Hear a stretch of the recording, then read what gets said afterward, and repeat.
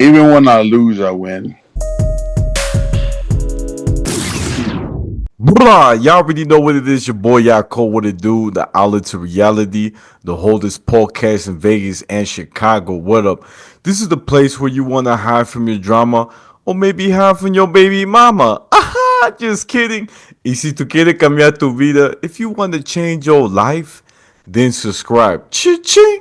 And by the way, guys, I just published a book.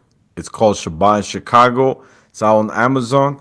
It's about my mom, an audacious single mom who opens her heart and home to five adopted kids while embracing her Latino culture while being Jewish. And today we have a very special guest.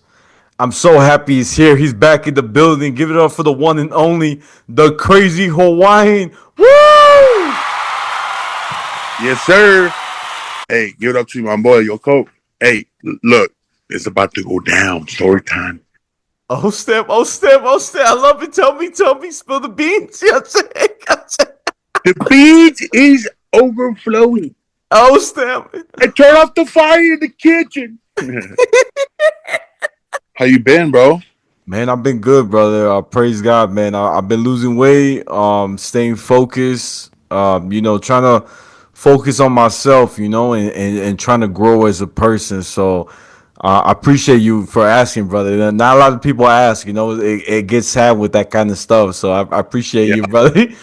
You for calling me whenever, man. I'm always down for a good conversation, for real. Thank you, brother. Well, look, I want to tell you something, right?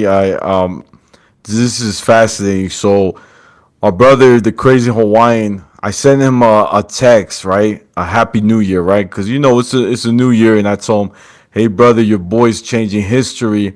I was in this movie, and I would really love for you to watch it." And I love that you said to me, "Hey, I'm tuning in right now with the wifey, so I'm gonna watch it."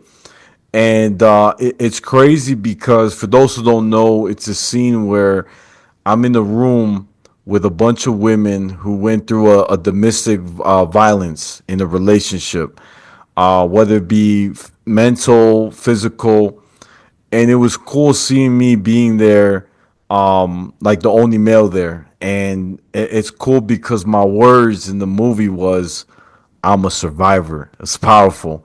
And brother, I want to hear your thoughts when you saw the movie, and what other movie does it make you think of? Please. It speak that movie, man. I actually cried. And it made me think about how I grew up in an abusive household, and like the love was there. Don't get me wrong, there was a lot of love in the household, but that also created a lot of tension, a lot of a lot of abuse in every way possible, and it just spoke to me. And then I got to see a boy on the big screen right here, surviving.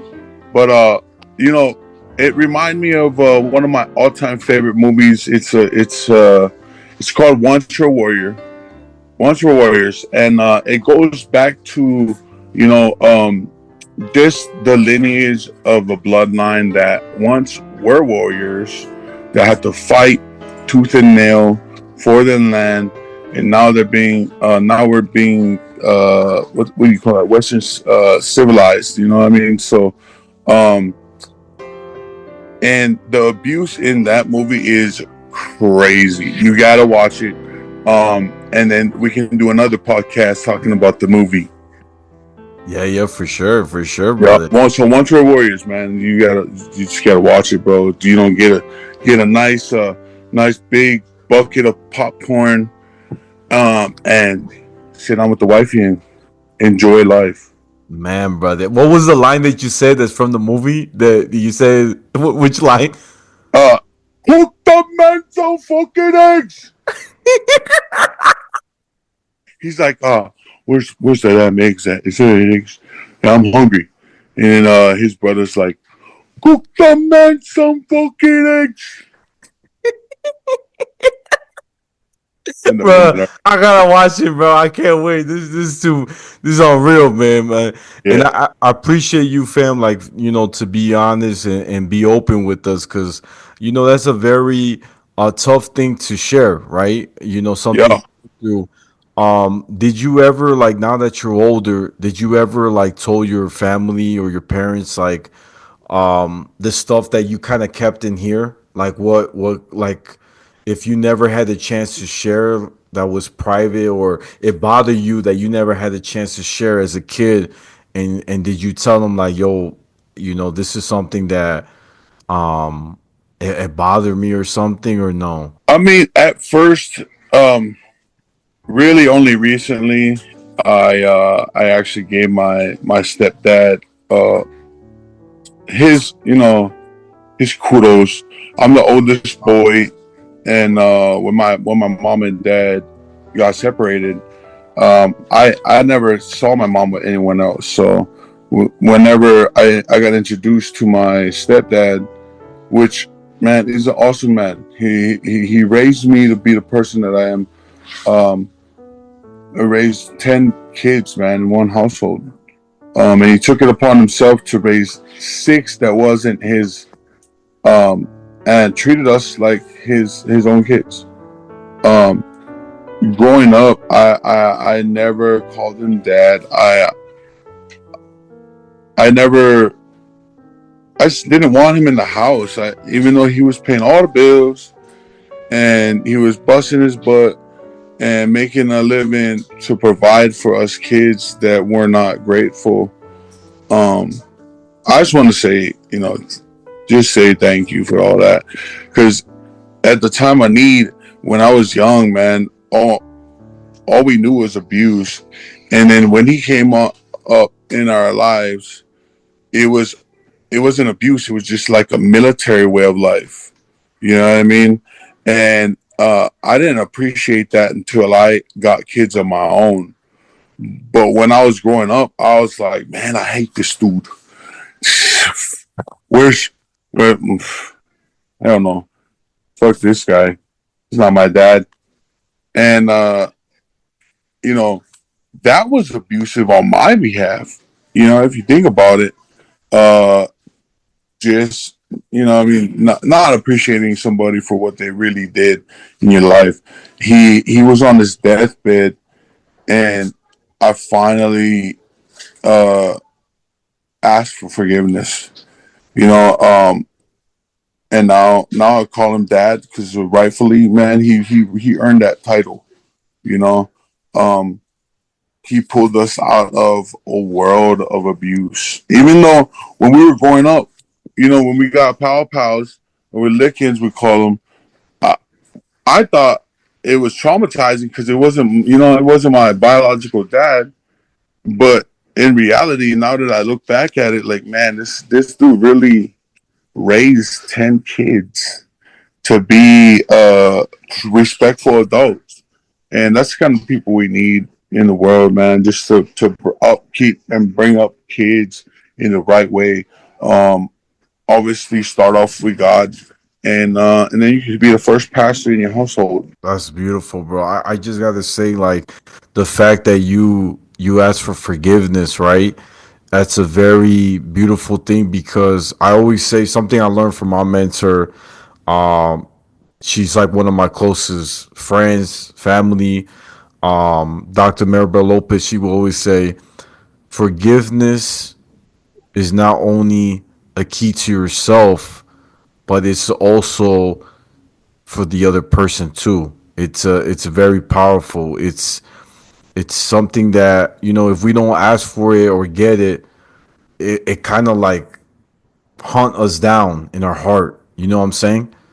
So it's good what you did, brother, to, like, ask for forgiveness. I really, it's inspiring, brother, and that's good stuff.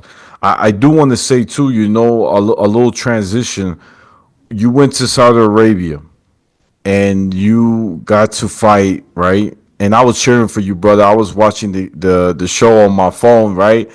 And I was supposed to be working, but I didn't care. I was like, yo, I gotta watch the fight. I'm going for my boy, the Crazy Hawaiian. Man, that match was so good, and I love your energy. And you were like, "Okay, what's next?" Like you weren't falling. And Yeah, at the man. it was wild, brother. I'm not gonna lie. I'm not lying. I probably dropped the popcorn a few times, but the part that was wild is your speech. It was so impeccable. What you said on the camera and to the anchor, you said, I'm inspired by him. You made a very humble speech.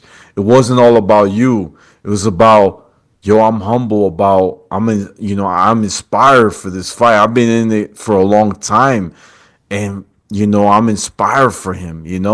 And the guy broke down, like he cried, and it was amazing, brother, because you know you could tell, brother, you came a long way, and for you to be humble still, right? that's that was powerful, brother. I'm not gonna lie. I had the chills. They were multiplying, but that was deep, brother. And I gotta give you credit. What made you want to say that, brother? Please, if you could spill the beans. I live by this too. Even when I lose, I win. In everything in life, we can fail and think, man, the world is against me, and no one knows, no one cares.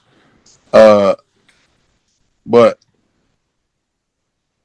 when you realize that your failures are actually lessons that teach you and mold you to become better, you just nothing really bothers. Like every problem that I have now, I just give it to the man above, man. He got more muscle than me in that aspect, in that department. So, um, I'm just thankful. I'm just thankful. I got a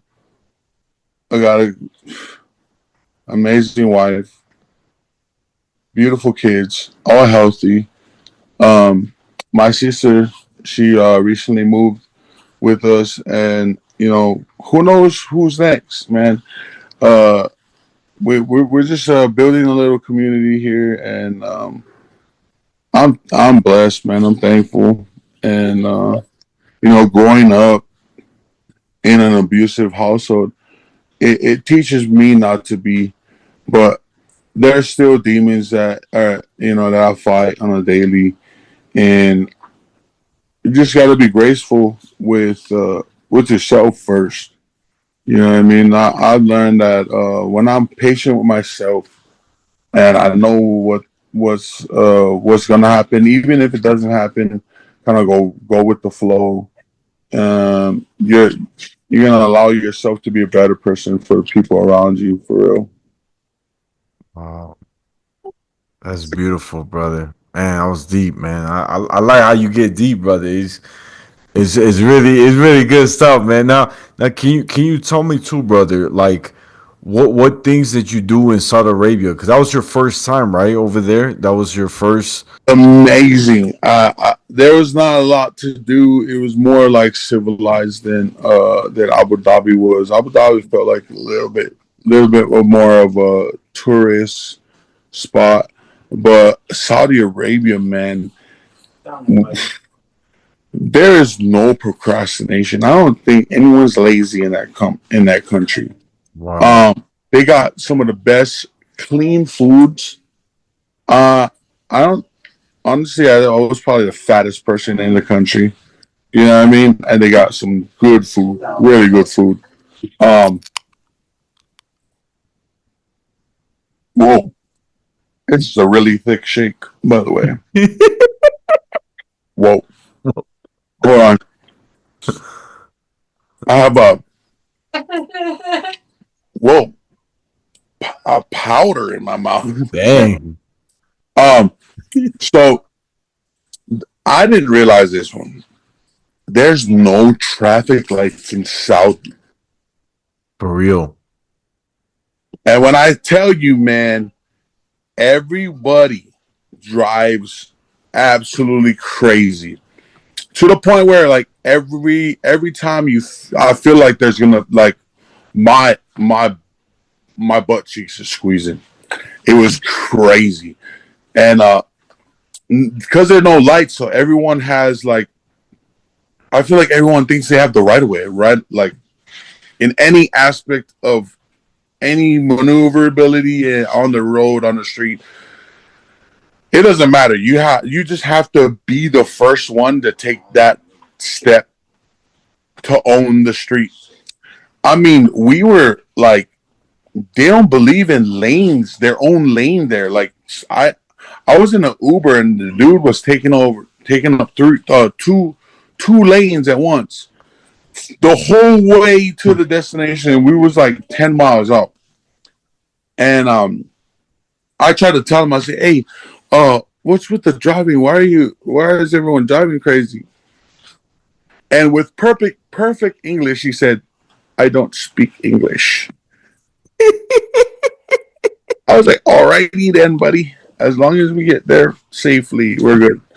But it was fun, man. We got to go to a bunch of malls, and I got to go to this Boulevard World, and man, when I tell you, it's like a playground for adults. We had it was laser tag, but it wasn't laser tag. It was Call of Duty in real life. I'm talking about hit markers. The like when you hit them and when you miss, that the same sounds that they have in Call of Duty, they had in that game. I'm really inspired to open up my own one of those. I wouldn't call it laser tag. I would call it like, I don't know. Call it The crazy tag, the crazy and tag, the crazy tag. a crazy team deathmatch or so Yeah, something crazy. But yeah. uh, man, you know, you would have to like respawn and go back to your spawn and actually hit your gun on the respawn, um, totem, and you go and get respawn. The first time, sprinted back. I'm talking about first time I got 3 kills and I died. So I was like 2.5 KD in the beginning. But I sprinted back to the spawn. And I don't run. I don't really need to. Anyways, I sprinted back to the spawn and I I got killed again. Then I jogged back to the spawn. Then I got killed again. Your boy was just walking the whole time after that. But it was probably the funnest laser tag I've ever had. You can walk up to stuff and pick up guns and all that. I didn't know where the sniper was until I found the sniper and I got 1 kill. We were getting sniped, man, and it was the slappers versus the production team, Whoa. and we lost, but we still won. Whoa. Yeah, it was fun. We got to do that. We went to a scare house, like a horror place, and it wasn't that scary, but I think they were more scared of us than anything. And I'm gonna lie, when I go into a haunted house or a scary place, it's it's me versus them, but I don't touch them at all. Uh, but I do scream at them. So I'm like, when I get into the room, right, I know something's gonna pop up, and I'm like, all right, something's gonna pop up. I'm gonna scream before they can scream at me. So I'm like, enter the room. I'm like, ah, ah, ah. Oh, sorry, I scared my kid. Anyways, yeah, you can't take me to no haunted maze or haunted house. I just ruin the experience for you if you're next to me, unless you're really scared and you want to be next to me. Because I just walk up in there and I try to find a way out. Wow. Um, and we did a WWE experience where they have you dress up and pick your music and pick your name. And I don't know if you've seen it on social media, but your boy killed it. You can't really see what I did when I did it because of the background and how it was. I made somebody go grab water, I popped the bottle open. I like literally got the bottle right as I was walking out, and I drank like put like half the bottle in my mouth. Walked up as soon as the music started keying, I blew that thing all up in the sky. And then when I watched it back, you can't even see the water Whoa. That's because really dope. the background was all white. But it was Oh. cool though. And I ran down to the actual ring, and it was a great experience. We took the tour like I think around the world. There was like a Boulevard World where you go into different countries, and the architecture is exactly the same as where the country is. Um, I got to try camel, Oh wow. and it's like oxtail, so it's really good. Um, and what else did I do, man? You I've been guys did the Hogwarts too, right? The Hogwarts? so we did the Hogwarts too, and man, everybody was just it was like little kids, man. We were just little kids in there, and I love Powerslap for that. That's one thing they do is keep us entertained. Um, man, the way that I was being recognized in a country that I never thought I was even known. I mean, I had people screaming from another car, Hawaiian, Hawaiian, and I'm like looking around like what's going on? And the dude was like, I'm going to your fight. I'm like, yeah, I'll see you there. And I was tripping, man. I was really tripping about the whole area, the place, the culture.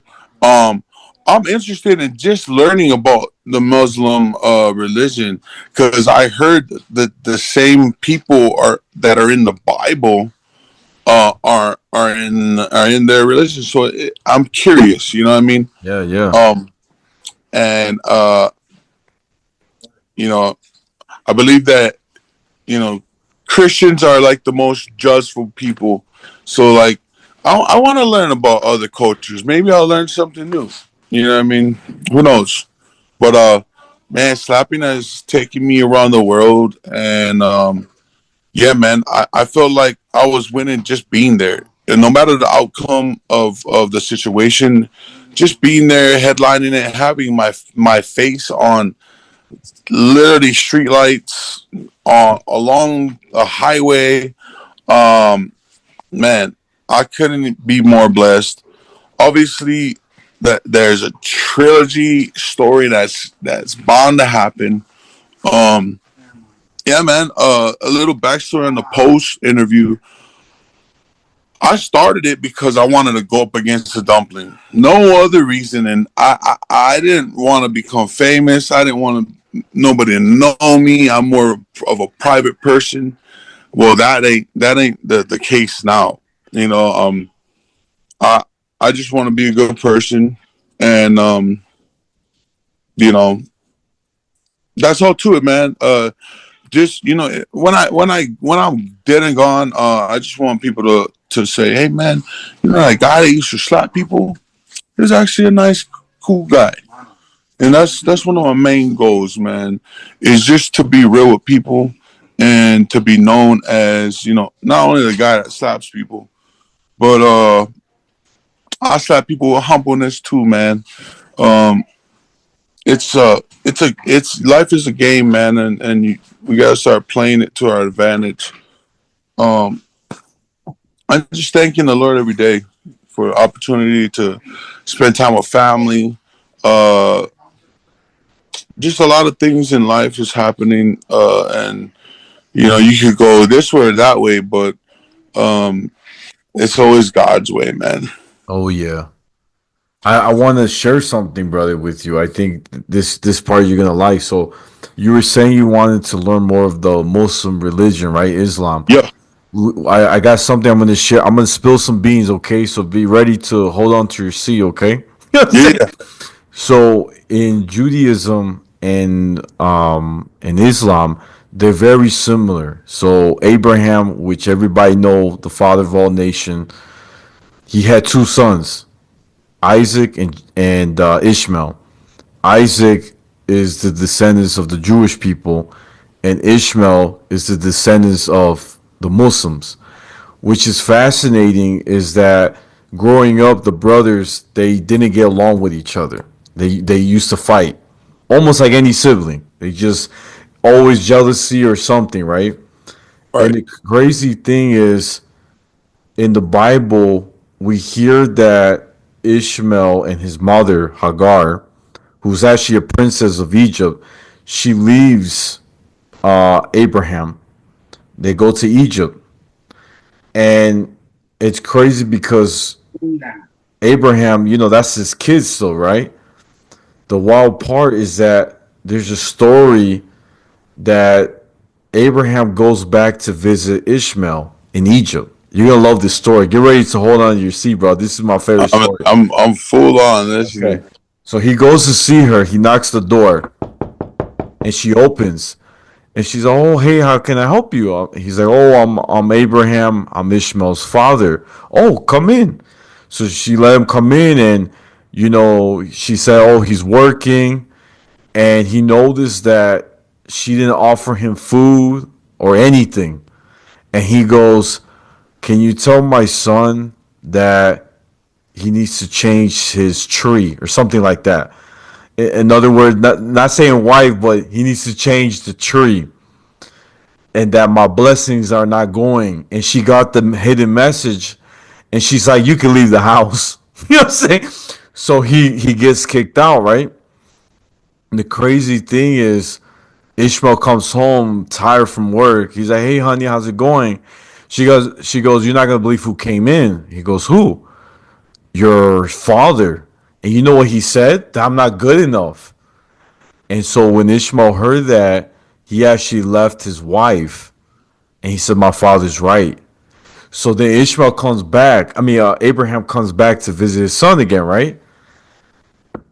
Knocks on the door. She opens the door. "Hey, how you doing?" He's like, "Oh, I'm Abraham. Come in, come in. I heard about you." She offers some food.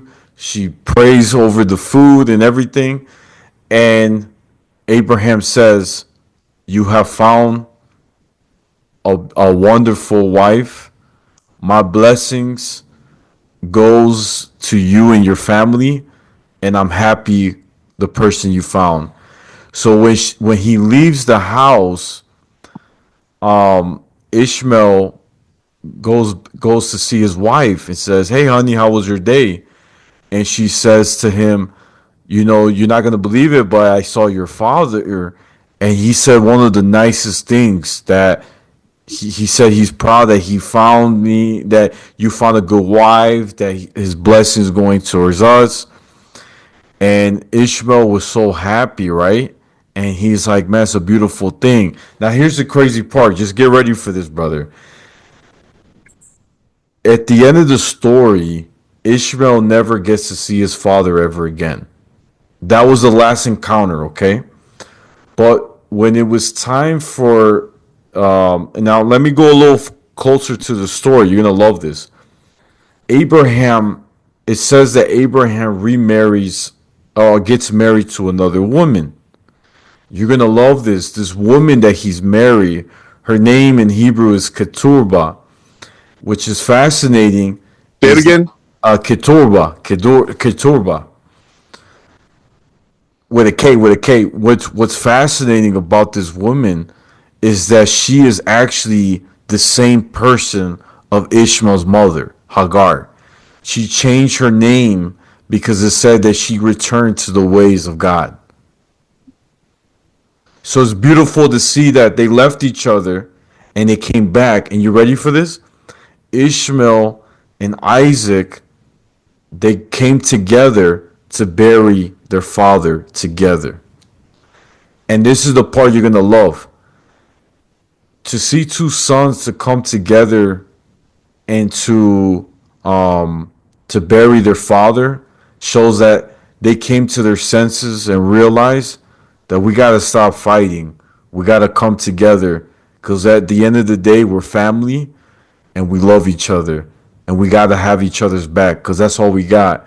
So I wanted Yeah. to share that with you because this is like a little. I gave you a little how you say it, a little insight of like the history. This is just like the beginning, but it's a beautiful, beautiful story, beautiful culture, and I'm proud of you, brother, for being open minded.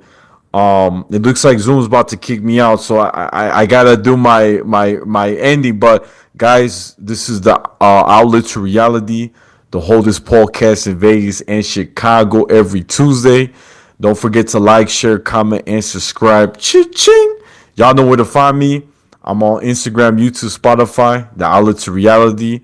My Snapchat's Take More Pass It, and my TikTok is at Yaakov28. And brother, where can my fans find you? Anywhere the Crazy Hawaiian is DA Crazy Hawaiian.